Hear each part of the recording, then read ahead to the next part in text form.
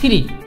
Tricky math 3 তে আমরা কি করব, নরমালি আমরা বর্গ করতে পারি, বর্গগুলো আমরা নরমালি ক্যালকুলেটর দিয়ে ইউজ করি, বাট অ্যাডমিশনে আমাদের ক্যালকুলেটর ব্যবহার করতে দিবে না। তাহলে আমরা কিভাবে কোনো একটা সংখ্যার বর্গ করব? তো এই কারণে আমাদের ইজি একটা প্রসেস আছে, সেই প্রসেসটা আমরা ইউজ করব। আমরা জানি 11কে বর্গ করলে 121 হয়। যদি একটু খেয়াল করো, এই 11-র সাথে আমরা যদি প্রথম সংখ্যার সাথে পুরো সংখ্যাটা, শেষের সংখ্যার সাথে পুরো সংখ্যাটা আমরা যোগ করব, এবং যোগ করে আমাদের আসে 12, 11 আর 1 যোগ করলে, এবং শেষের সংখ্যাটা আমরা যদি বর্গ করি সেটি আমার লাস্টের সংখ্যা হবে। 1কে আমরা বর্গ করলে আসছে আমার 1, তাহলে 121 এবার চলে আসে। একইভাবে আমরা যদি 12-র সাথে যদি 2 যোগ করি তাহলে আমার হয় 114, আর 4কে আমরা বর্গ করলে, 2কে বর্গ করলে হয় 4, 144। একইভাবে আমরা 13 স্কোয়ার করতে পারি, 13 আর 3 যোগ করলে হয় 16, 3কে আমরা বর্গ করি তাহলে আসে আমার 9। তাহলে আমরা 14 বর্গ করি, যদি খেয়াল করো 14 আর 4 যোগ করলে হয় 18, আর 4কে বর্গ করলে হয় 16। তাহলে কি এটা কি আমার বর্গের অ্যান্সার হবে 14 স্কোয়ার? অবশ্যই না। যদি একটু খেয়াল করি তাহলে এখানে আমার 6, আর এই যে সংখ্যাটি আছে এই 1 আর এই 8 আমাদের যোগ করতে হবে, তাহলে 1 আর 8 যোগ করলে হয় 9, 196। এইভাবে আমরা কোনো একটি সংখ্যার বর্গ করতে পারি।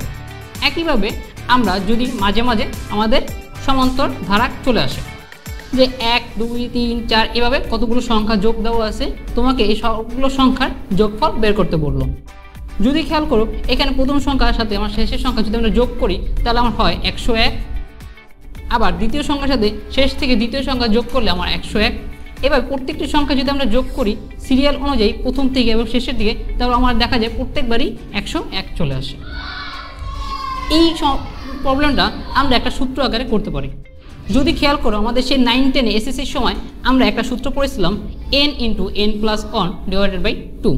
তো এই সূত্রটা আমরা আবার সেই অ্যাডমিশনে পুনরায় যাতে মনে আসে তার জন্য আমরা আবার দেখিয়ে দিলাম। আমাদের n এখানে 1 থেকে দেখা যাচ্ছে 100 পর্যন্ত, তার মানে n হলো 100 × 100 + 1 / 2।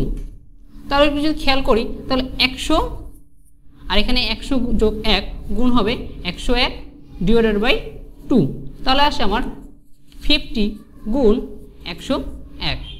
এভাবে আমরা কোনো একটি সংখ্যা খুব সহজেই তার সমান্তর ধারা বের করতে পারি। ভিডিওটি যদি ভালো লেগে থাকে তাহলে অবশ্যই তোমরা লাইক দিবা, সাবস্ক্রাইব করবা এবং বেল আইকনে ক্লিক করে রাখবা, যাতে আমাদের পরবর্তী ভিডিওগুলো তোমরা নোটিফিকেশন আকারে পেতে পারো। ধন্যবাদ।